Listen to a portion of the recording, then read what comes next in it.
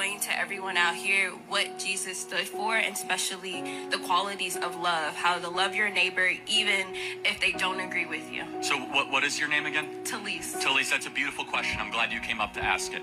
So John 8, if I'm drawing from memory correctly, best embodies both Christ's mercy and love, but also his commitment to truth.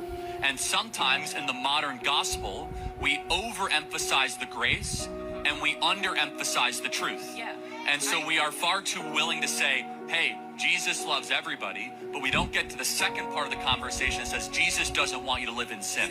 So this is, in John 8, it's best embodied, right? Almost every Christian in this audience will be able to tell you the first part of this, which is a bunch of Sadducees and Pharisees who are standing around with rocks, and they're about to stone the prostitute woman. And Jesus comes up and says, let the first among you without sin cast the first stone.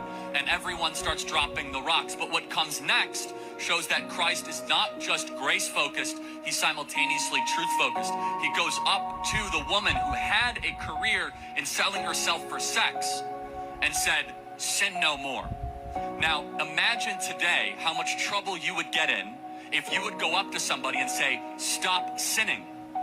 No, you're being too judgmental. No, you're actually being Christ-like. So Jesus stood, he was 100% grace and truth. And that tension is very hard in a modern world because we want to overemphasize grace when in reality Christ loves us too much to have us continue to live in sin. He wants us to try to elevate our actions to glorify God in all that we do.